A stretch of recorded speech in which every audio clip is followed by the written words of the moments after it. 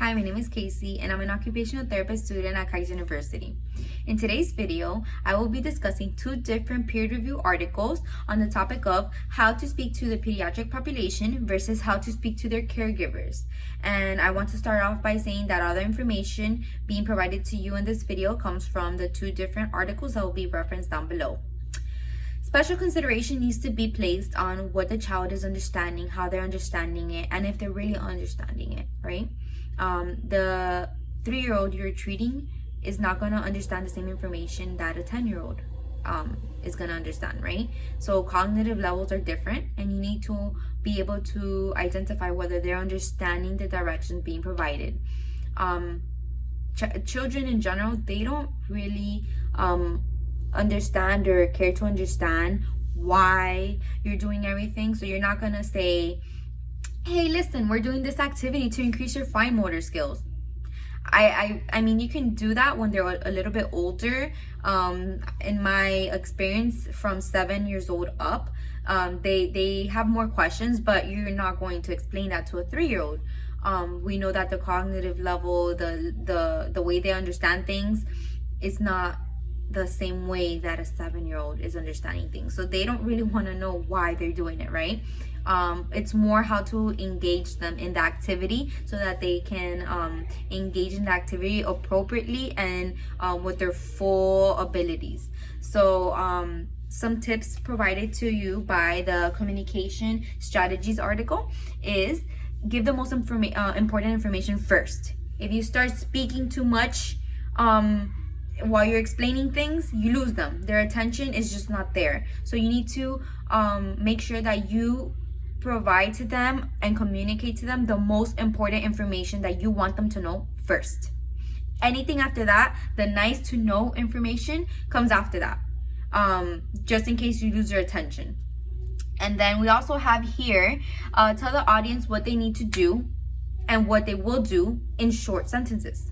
Just keep it short and keep the steps short. Just 1, 2, 3 steps, and between the steps, it's very short, the directions that you're going to provide.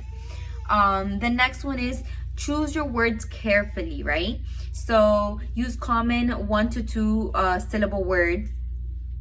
Define unfamiliar words. So you don't want to stop from providing unfamiliar words. You want to increase their vocabulary. There's always room for more learning. However, you need to explain or define what the unfamiliar word is so that they understand. Avoid or explain acronyms and use symbols. So other than verbal directions, you can use symbols as well. If you're going to use text materials, you can use font sizes between 12 to 14 points. You can, the heading font size should be at least 2 points larger than the main text, right? So that the attention is on the title, and then you can differentiate, right? Then you have do not use all caps, limit the use of italics and underlining. These are just some simple tips for providing material to the patient, right? For visuals, we have here this communication strategy article gives us some tips on visuals. So use simple drawings and avoid unnecessary details. Use visuals to communicate your messages. Make visuals culturally relevant and sensitive. You want to be sensitive. And there's other tips, understandability, reduce reading level before using formulas, test your documents reliability, or the way that they read, the level that they read, right? So these are some tips that are great and were found in this communication article that I believe I've used in the past and have been very successful. And then this is a way you communicate to your pediatric population. So number 1, keep it simple. Provide the best and most important information first. Leave the nice to know information later, because you might lose their attention. Use simple drawings, use symbols, keep it short and simple. That's the best possible tip that I can give you when dealing with the pediatric population. And then for the caregivers, you can explain things more thoroughly, but in an article found on communication strategies as well, we have here words stating that communication is made of content and manner. So the manner of the communication includes the tone, the language, the style, and the cultural sensitivity in which the content is conveyed. So many times, I feel that individuals do not know or identify the way that their tone is being brought out, the things they're saying, the style, they're not being cultural sensitive. And this is very important for a therapist to identify if they're having trouble with it. Besides the fact that certain individuals might have decreased health literacy skills, therapists also need to understand the tone that they have, the language, right? You don't want to use big language if especially medical terms, if you know that the caregiver has decreased health literacy skills. And when you might ask yourself, how do we know if they have decreased health literacy skills? Well, when you're explaining how the child did in their session, when you're giving information and tips on how they can increase their child's skills, you will start seeing facial expressions, like confused kind of. You will see that they stay either completely quiet and don't ask and just kind of like shocked, or they will ask you a lot of questions, and then you'll see, oh, they might not understand all these information that I'm giving. So health literacy skills, you need to identify that first when you're speaking to the caregiver. And then the way that you're saying things, try not to do not offend the caregiver. Be cultural sensitive. Be conscious of the language you're using, always in the most professional way. However, do not go above and beyond using terms that they will not understand. That does not make caregivers feel better or any better about themselves. You need to make them feel comfortable and as if they're in a non-judgment, warm environment. You want to make sure they understand what is being said so that they can make the best possible choices for their child. So, an outline. When you're speaking to a pediatric patient, keep everything short, simple. Make sure that they understand if they're older, that they understand why they're doing the activity and how it's going to benefit them in terms that they understand. And make sure that you engage them by motivating them in the activity. When you're speaking to their caregiver, make sure that you identify their health literacy skills, if it's good, if it needs some improvement, so that you can train the caregiver. And this is part of the intervention, right? This is part of the intervention plan. You need to train your caregiver on the health literacy skills they need and increase these skills as well, so that they can make the best possible choices for their child. And another component to this is make sure you identify what tone, language you're using, as well as how cultural sensitive you are.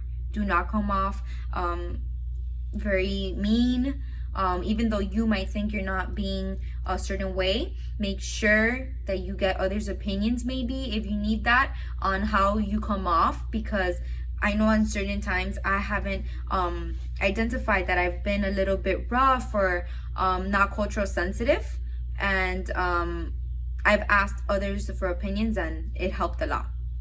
So definitely these are different tips that I have for you on how to speak to a pediatric patient and how to speak to their caregiver. And as for the second part of this video, it says to use the resources I found, demonstrating examples on how you would speak to the child versus how you would speak to the parent when explaining the purpose of the following activities. And then number one is stacking blocks.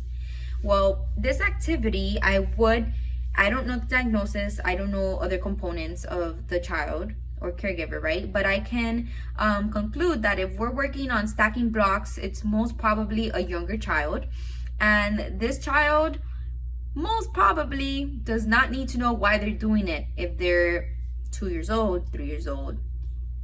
So I'm not going to explain to them, hey, we're doing this to work on your fine motor skills. This is what I'm going to explain to their caregiver. And if they have decreased health literacy skills, I'm not going to say this is for fine motor skills. I'm going to say, listen, we worked on stacking blocks for the purpose of working on the fine motor skills, and fine motor skills are, and then I go into an explanation of what fine motor skills are. Some caregivers do not understand the term fine motor skills. They are not in this field. They've probably never heard of this skill and need more information on what it is. So for the child, I don't explain. I just make the activity fun and engaging. And for the caregiver, I explain that we worked on the fine motor skills, but I don't go into detail if I don't have to, unless their health literacy skills are decreased. The next one is playing bingo. So this is more of a bigger kids activity. So in this case, I would explain, for example, if they're 7, 8, 9 years old, I would explain, hey, look, we're going to be working on, let's say, picking up the chips, fine motor skills, cognitive skills, and this is going to help you in this way. So I would explain it in that way. And then just get right into the game. I don't want to explain too much. I just want them to know why we're doing it, how it's going to be fun, and what it's going to help them in. And as for the caregiver, same thing. We worked on fine motor skills, cognitive skills, every skill that we worked on during the playing bingo game, and make sure that I don't just say we played bingo. Because if you say we just played bingo, they are going to say, why am I leaving my child with you? I could play bingo with him, right? So you want to say we played bingo in order to work on this and this skill, and go into detail, again, if their health literacy skills are decreased. And the last one, riding prone on a scooter board. So most of the time, my experience, I've only had very small children when I participated in this activity with them. So again, I'm not going to explain and go into the extensive details on what riding prone is going to benefit them in. I'm just gonna say this is gonna help you in reaching in different little simple ways what is going to help them in, and then make the activity fun. I really don't think that it's necessary for you to go into extensive detail. They don't understand. And if they have, because I've had certain patients who are 7, 8 years old and have this amazing understanding skills.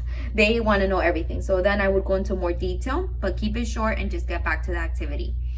As for the parent, they might be very confused on what you're doing. So I would explain and ask them for sure if they have any other questions. And this goes for every other activity. If they have any other questions, this is something that you always should include and make them feel like questions are welcomed.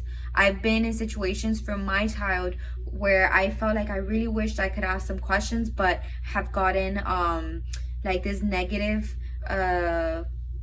you could say vibe from the healthcare provider, and kind of just did my own research since I have that knowledge. But maybe other caregivers don't, and they don't know anything about this. So definitely be warm, welcoming to questions, and just allow the best possible communication skills between the caregiver and yourself in order to for the patient to benefit, right? And yeah, this is today's video. It was a little long. I was trying to get everything in, but I hope you got a lot of information, and thank you for clicking on this video. Have a good day.